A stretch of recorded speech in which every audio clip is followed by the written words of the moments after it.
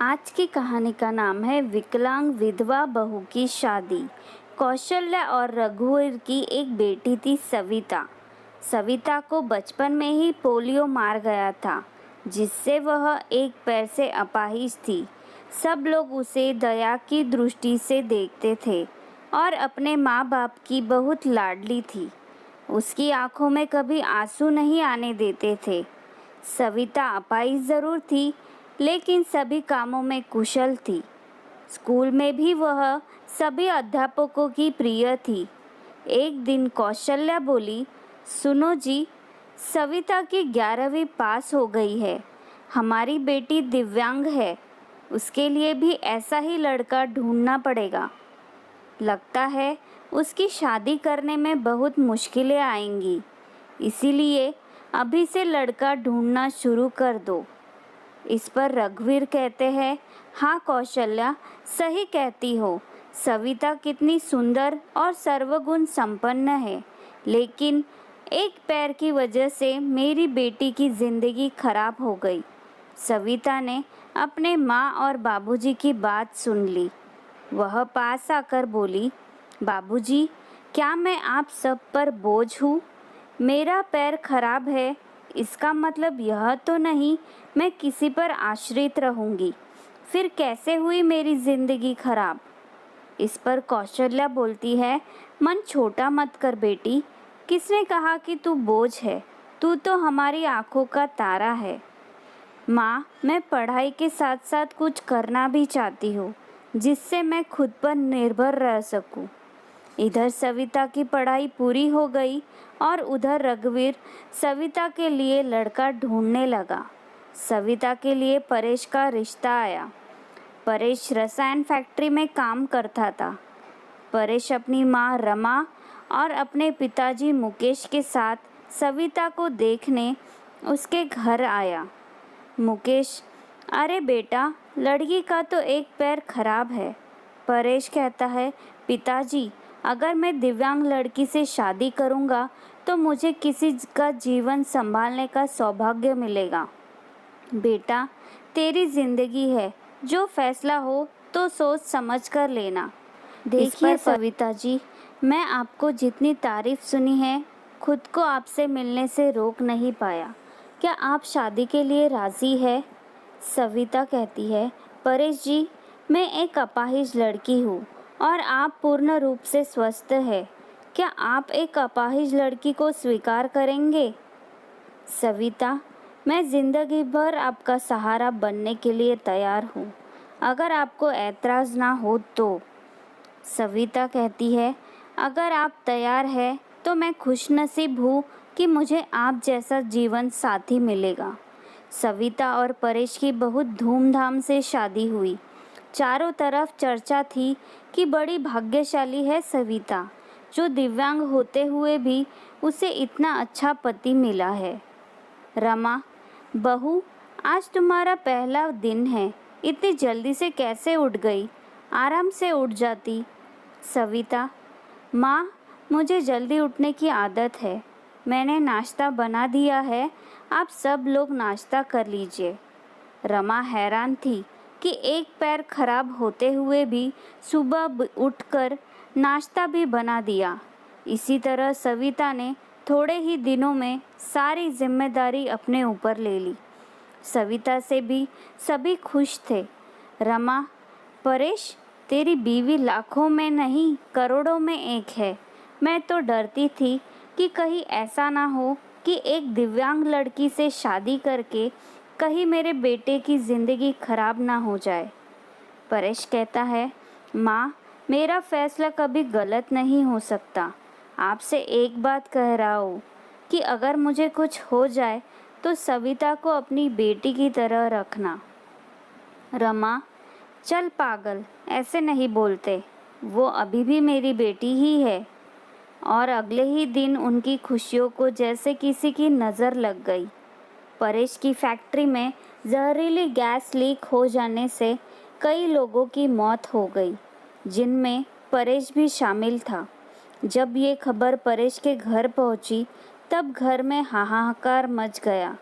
लेकिन सविता तो जैसे पत्थर सी हो गई। वह खामोश थी। उसकी आंखों में आंसू नहीं थे। वह परेश को यूं ही फटी आंखों से देखती रही। कुछ औरतों ने उसे हिलाते हुए कहा, बहू रो ले, देख परेश को, वह मर गया है। अगर रोएगी नहीं तो पागल हो जाएगी तू। तू विधवा हो गई है, विधवा। इस तरह की बातें सोचकर सविता फूट फूट कर रोने लगी। सविता रोते हुए बोली, उठो परेश, आंखें खोलो, मैं अकेले किसके सहारे जीऊंगी। अभी तो मैंने तुम्हारे साथ कुछ ही दिन गुजारे थे, फिर मुझे अकेला छोड़कर क्यों चले गए। परेश का अंतिम संस्कार हो गया और सविता के अरमानों का भी। रमा, अरे ये क्या बहू, सफ़ेद साड़ी क्यों पहनी है तुमने। माँ, सबने मुझे कहा कि मेरे जीवन के सब रंग परेश के साथ ही चले गए, अब मुझे सफ़ेद साड़ी ही पहननी है। नहीं बेटी, तुम हमारे दुख को और मत बढ़ाओ। आज से तुम कभी भी सफ़ेद साड़ी नहीं पहनोगी। हफ्ते, महीने यूं ही शौक में गुजर गए। कौशल्या और रघुवीर सविता को लेने के लिए आए। मेरी बेटी का जीवन तबाह हो गया है, पूरी जिंदगी अकेले कैसे काटेगी, इसलिए हम उसे अपने साथ ले जाना चाहते हैं। रमा कहती है, देखिए समधन जी, सविता कहीं नहीं जाएगी। आप उसकी शादी करके कर्तव्य मुक्त हो चुके हैं, लेकिन अब हमारे भी कुछ कर्तव्य है। हमारी बहू हमारी बेटी बनकर हमारे पास ही रहेगी। ये कहते हुए रमा ने सविता को गले से लगा लिया। मुकेश कहते हैं, हाँ समधी जी, रमा सही कह रही है। हम सविता को आगे पढ़ाएंगे और किसी लायक बनाएंगे। आप चिंता मत करना, हम अपनी सविता को पलकों पर बिठाकर रखेंगे। सविता कहती है, माँ बाबूजी, परेश इनके इकलौते बेटे थे, अब वो ही नहीं रहे तो मैं इनको छोड़कर चली जाऊँ, ये सही नहीं है। मैं इनके पास रहकर ही इनकी सेवा करूँगी। गौरव मुकेश के दोस्त का सबसे अच्छा बेटा था।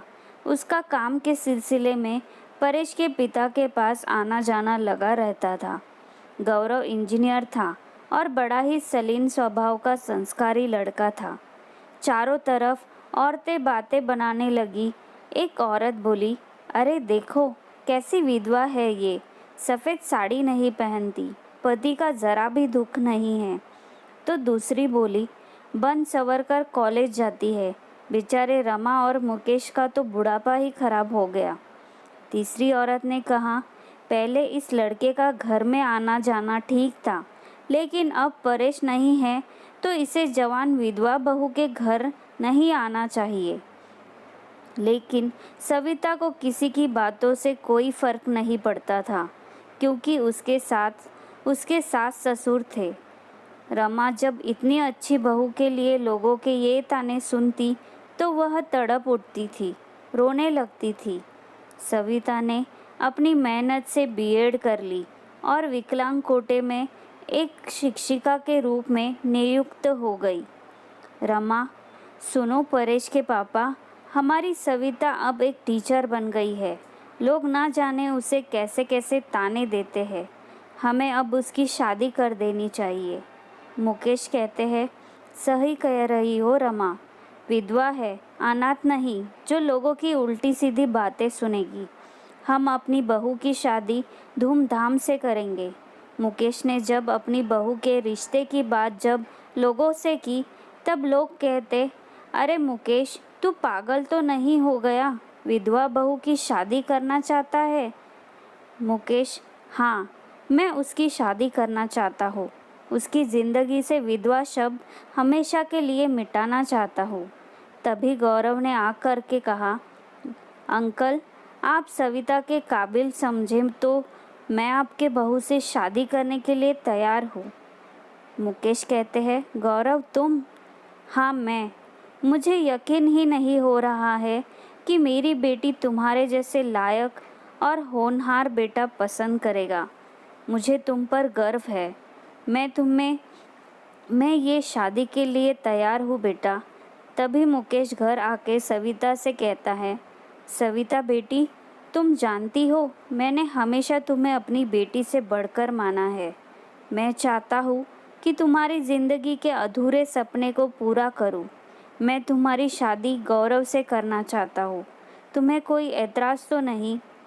सविता कहती है, पिताजी, परेश की जगह शायद ही मैं किसी को दे पाऊँ, लेकिन आपने जो मेरे लिए किया है वो कोई और नहीं कर सकता। आपका फैसला मेरे लिए सर आँखों पर। जैसा आप कहे मुझे मंजूर है। और फिर सविता और गौरव की धूमधाम से शादी हो गई और सब खुशी खुशी रहने लगे। आशा करती हूँ कि आज की कहानी आपको ज़रूर अच्छी लगी होगी। तो मुझे कमेंट में लिखकर ज़रूर भेजिएगा और चैनल को सब्सक्राइब ज़रूर कीजिएगा। धन्यवाद।